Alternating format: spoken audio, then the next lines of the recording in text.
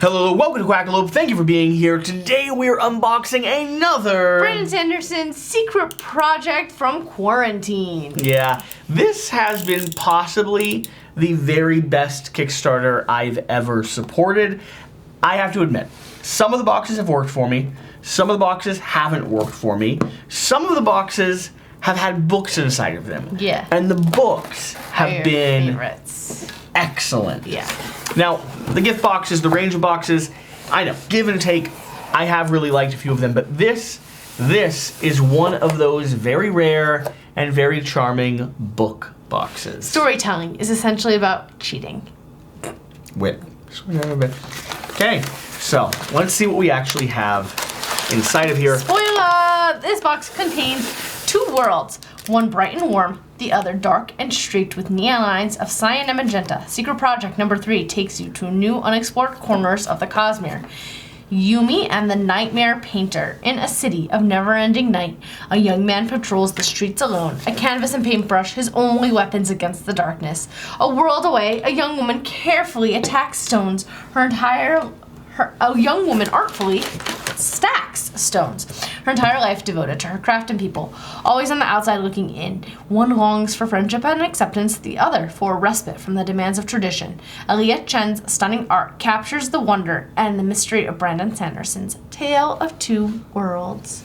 I mean... Yummy, sparkly bookmark. The charming bookmark adds a little bit of magic to the reading experience.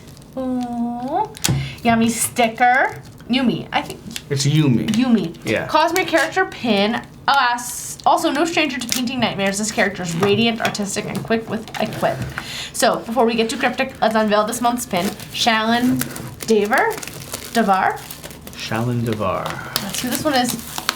So this is Yumi. The first book that has arrived before I've had a chance to listen to the entire audiobook before it's gotten here, and I think this will be the first one that I'm going to make a commitment to actually reading from the book instead of listening to the audiobook. All the others, I've had the experience of falling in love with them. Tress and the Sea of Emerald Green, or Tress and whatever it is, Emerald Green. That one, the book is very green. That one, I printed out half the book, read it by hand, and then listened to the audiobook, loved it. Then the book arrived. It was a little bit late.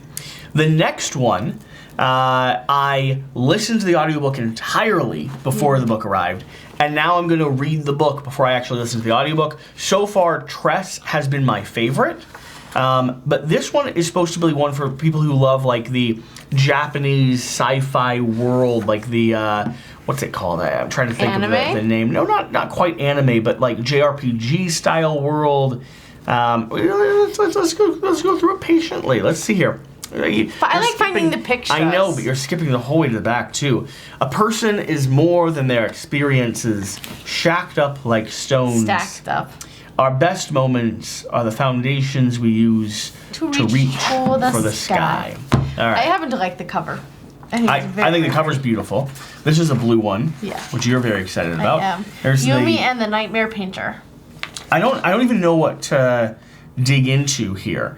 Also for Emily, who for some amazing reason gives me her love. Emily's his wife.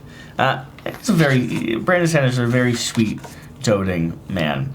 I like the font choice right here. I like the blue and the accents that are just throughout all of these. They really did make these books like unique into themselves and absolutely beautiful. You want to see some of the pictures? Yeah. Okay, so let's see some of the photos we have going through here. Wow.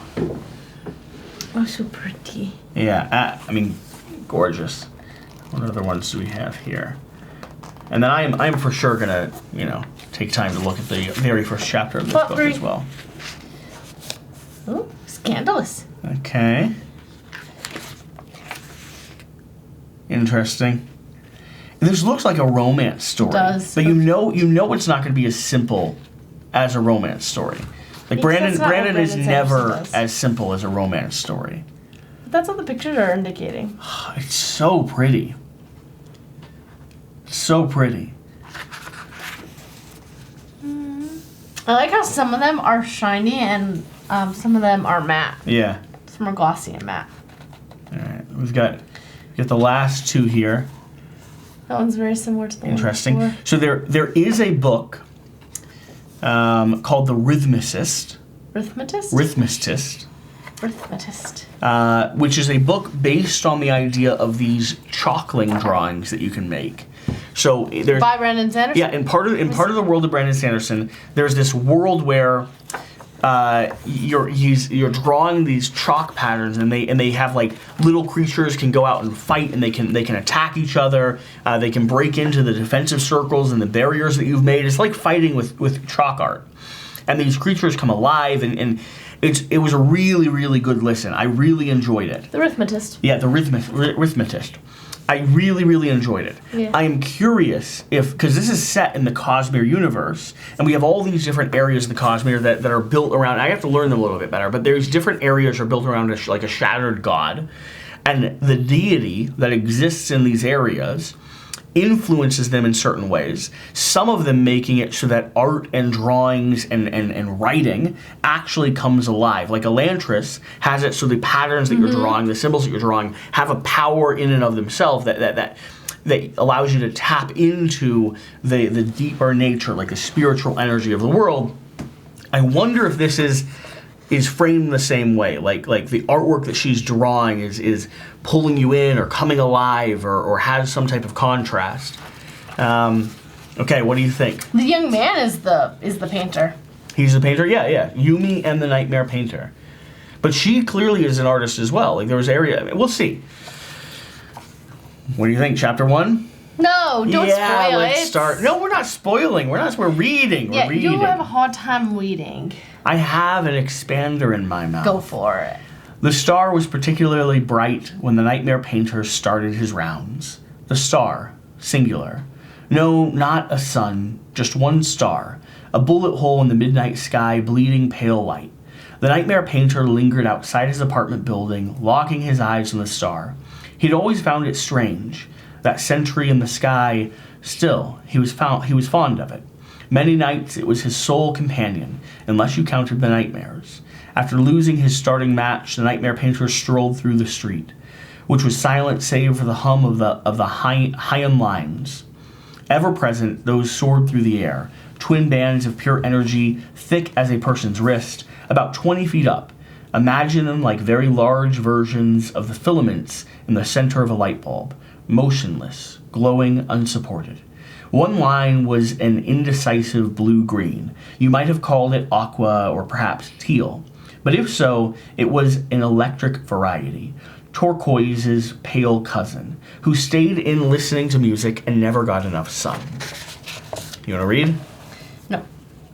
Well, then you have to share. The other was a vibrant fuchsia. You could ascribe a personality to a chord of light. If you could ascribe a personality to a chord of light, this one was perky, boisterous, blatant. It was a color you'd wear only if you wanted every eye in the room to follow you. A titch too purple for hot pink. It was at the very least a comfortably lukewarm pink. Residents of the city of Kilahito might have found my explanation unnecessary. Why put such effort in describing something everyone knows? It would be like describing the sun to you, yet you need this context. For cold and warm, the Heian lines were the colors of Kilahito. Needing no pole or wire to hold them aloft, they ran down every street, reflected in every window, lit every denizen. Wire-thin strings of both colors split off the main cords, running to each structure, empowering modern life. They were the arteries and the veins of the city. Just as necessary to life in the city was the young man walking beneath them, although his role was quite different. He'd originally been named Nikaro by his parents. But by tradition, many nightmare painters went by their title to anyone but their fellows. Few internalized it as he had. So we shall call him, as he calls himself, simply Painter. You'd probably say Painter looked like Vaden. Similar features, same black hair, but of paler skin than many you'd find on Roshar.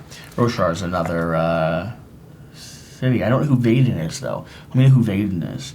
He would have been confused to hear the comparison. as he'd never heard of such lands as those. In fact, his people had only recently begun to think about whether their planet was alone in the Cosmere, but we're getting ahead of ourselves. Painter, he was a young man, still a year from his 20s as you count the years. His people use different numbers, but for ease, let's call him 19. Lanky, dressed in an untucked button gray-blue shirt and knee-high length coat, he was the type who wore his hair long enough to brush his shoulders because he thought it took less effort. In reality, it takes far more, but only if you do it right. He also thought it looked more impressive, but again, only if you do it right, which he didn't. You might have thought him young to bear the burden of protecting the entire city, but you see, he did it along with hundreds of other nightmare painters. In this, he was important in the brilliantly modern way that teachers, firefighters, and nurses are important. Essential workers who earn fancy days of appreciation on the calendar, words of praise in every politician's mouth, and murmurs of thanks from people at restaurants. Indeed, discussions of the intense value of these professions crowd out other more mundane conversations, like ones regarding salary increases. As a result, Painter didn't make much money, merely enough to eat and have some pocket cash. He lived in a single-room apartment provided by his employer. Each night he went out for his job, and he did so, even at this hour, without fear of mugging or attack. Quilahito was a safe city, nightmares excluded. Nothing like rampaging, semi-patient voids of darkness to drive down crime. Understandably, most people stayed indoors at night. Semi-sapient. Semi-sapient. Voids of darkness to drive down crime. Understandably, most people stayed indoors at night. Night, well, we'll call it that. The time when people slept. They didn't have the same view of these things that you do, as his people lived in persistent darkness. Yet during his shift, you'd say that it felt like night. Painter passed hollow streets alongside overstuffed apartments. The only activity he spotted was from Rabble Way, a street you might charitably call a low-end merchant district. Naturally, the long, narrow street lay near the perimeter of town. Here, the high end had been bent and curved into signs. These stuck out from shop after shop like hands waving for attention. Each sign, letters, pictures, and designs were created using just two colors, aqua and magenta, the art drawn in continuous lines. Yes, Quilahito had things like light bulbs, as are common on many planets, but Heon worked with no need for machinery or replacement, so many relied on it, particularly outdoors. Soon Painter reached the western edge of the end of Heon. Quilahito was circular, and its perimeter held the final line of buildings. Not quite a city wall, warehouses mostly, without windows or residents. Outside of that was one last street, in a loop running around the city. No one used it. It lay there nonetheless, forming a kind of buffer between civilization and what lurked beyond.